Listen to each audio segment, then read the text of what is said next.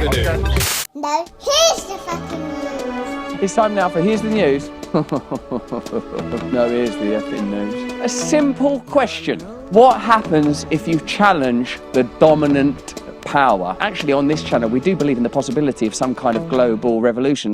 These are things you have to consider if you are interested in challenging real power. And believe me, power is real. I think we're here Yeah, enjoy your life. to see if we can grow in the way we respond to suffering. You lunatic. Because the truth is, Hold yourself back from the suffering. enjoy it. This is your life you're living. This is something you're free to You're do. welcome here. But perhaps precisely this holding back is the only suffering you might be able to avoid. And the reason we're asking you this, there's a number of reasons. If you do something that genuinely disrupts the interests of the powerful, the response will be terrifying. And often the way in which you and I are dealing with the suffering in the world Don't all of us do it? is creating more Like, suffering well, how would you solve this conflict? for ourselves and for other people as well. Sometimes it'll be deep and insightful.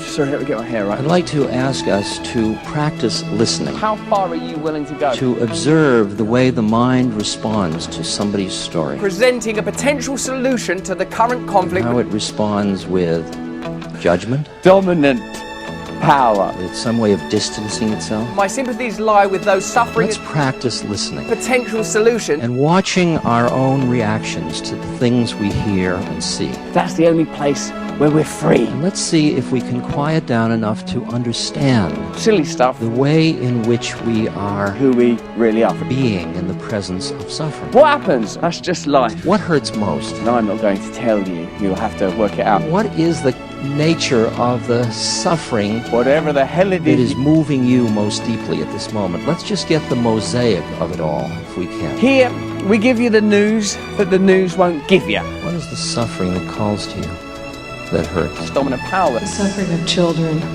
Death of loved ones. My dad is an alcoholic. The rape of the earth. learning of our slavery, Hunger in the world of plenty. The way we lash out at each other because we're suffering ourselves. But the reason I fear suffering is because I have the privilege of being a member of a very privileged generation in a very privileged country, and I'm unaccustomed to suffering. My adolescent years were spent in what almost everyone here would probably call poverty.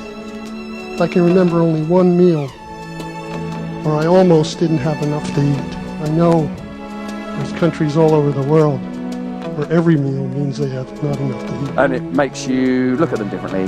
So I try to keep that in mind, understanding that the reality of life is that there is a lot of suffering around. You will never understand violence or non-violence until you understand the violence to the spirit.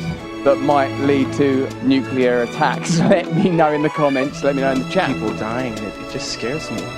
But I do want to break through it. Yeah, so like there's a lot to consider, and really what we're considering is the location and reality of real power. There's a timing in the process. Yeah. And if you try to do it before you're ready, you do some violence to everybody involved. Oh my God, whoa. Because you get ahead of yourself. Your head gets ahead of your heart, and you close down.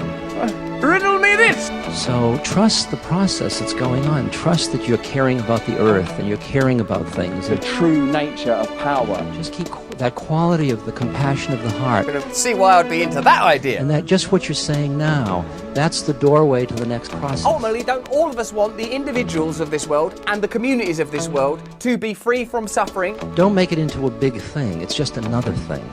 It's just another thing. Because you're dealing with lots of suffering all the time. Like it's gone crazy. Family, friends, society, the political oppression, all the news. You're dealing with it all the time, all the time. So just let yourself open, keep opening your heart and loving people more and more, and you'll become very aware of their suffering. I'll take my top off if you like. I'm not bothered. I don't think anyone's asked for that, have they? Suffering is not so much an invitation to minister or to be the alleviator of suffering, Can you believe? as an opportunity for solidarity, and a solidarity, a connection that would not otherwise have happened. Because the world is crazy. Reality is crazy. And I bet a lot of you have experienced that in your work. that what people are most grateful for, if you noticed, is not that you're alleviating their pain, but that you're noticing it, or that you're receiving it, or that you're being there with them. Is it possible within a cultural context in which there are so many dysfunctional paradigms, is it possible for people to sit down and how do they get through that with each other? That's a question that I think you need to sit with. The vulnerability is the gateway.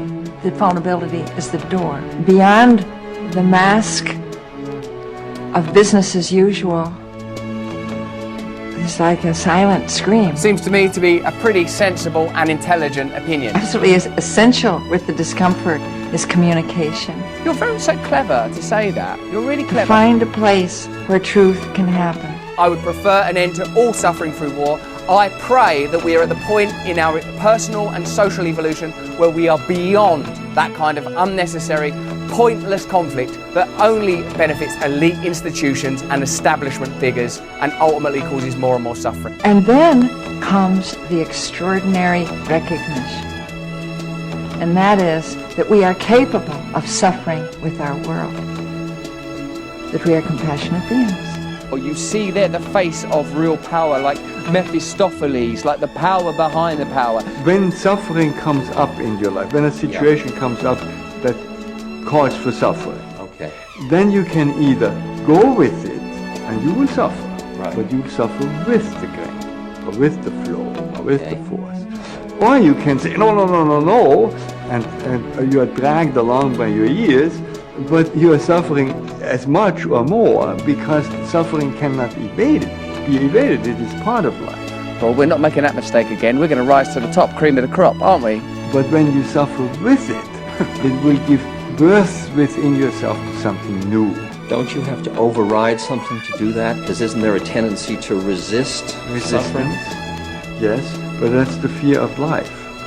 That's the fear of life. Yeah, because life implies suffering. Well, I know, it's what you're saying, but it's all sort of interesting. Yeah. I need to be free. I know. Freedom's everything. You've got to be free to be who you are. People just want to be left alone. You don't need centralised power telling you what to do. Don't bother arguing with people on the basis of race or culture, gender or sexuality. Silly. Unite and allow people to be who they are against genuine power.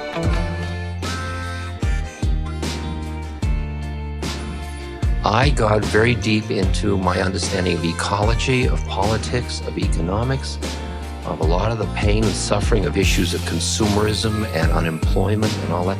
Got heavier because all those books are written by people for whom it's really heavy stuff. It got heavier and heavier and heavier and heavier until I was clawing to come back up for air. Because as long as I stay mired in the drama of it, all I'm doing is digging everybody's hole deeper along with me. Yeah, ultimately, we have to, I think, find ways to challenge that power through using your mind. Oh my God, this is another dimension! Yeah. If we don't do that, what kind of world is it? I realize that we are in a very delicate situation in our culture.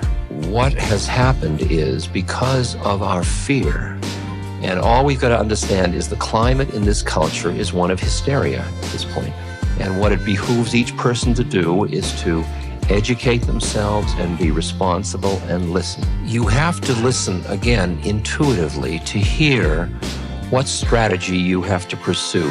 You are a unique entity and have a unique karmic predicament. There's no rule of the game. Sometimes you wonder, are there simultaneous multiverses colliding? Is the limitation of consciousness as we perceive it, simply as individuals, but not all there is? Are there great realms of consciousness waiting to be born? There is one person who sits in a cave all their life and quiets, and the quietness of their energy is feeding the universe. There is another person who is out standing in front of a train to stop trigger mechanisms for plutonium bombs from getting out of a factory. And they're doing it with love and quietness in their heart. And those people are just doing each their part. And there is nothing wrong at times with pulling back to do inner quiet. We've got to learn. I've been living my life cyclically for many years. I go out into the world until the kind of toxins build up. Then I pull back and I do deep meditative practice. There's a place for you here. Sometimes it will be deep and sometimes it'll be a bit silly, okay? Then you'll die. and you'll either transcend and become part of some unknowable cosmic force, or there'll be nothing, or you'll be reincarnated, or something I can't even conceive of because of the limitations of the human mind. You're you, so you know you, don't you? You know you're an idiot. Stay free. All right, I love you. That's your work. Okay? And yet maybe there will come a time when you will understand why it was the way it was, and why it had to be the way it was. Such suffering is what the personality would avoid at all costs if it were possible. For your soul, however, it is an entirely different matter. For your soul, suffering is that which forces you to grow spiritually and brings you closer to awakening to whom you in truth are. That's the best I can do in dealing with that question. Round of applause, everyone? Or, no, just, no. That's the first time that's ever happened, and it didn't feel authentic, did it? Okay, I think that's enough. There, that's quite a statement. Why is he like... Oh, that's a really lovely little face he's done there, isn't it? Yeah.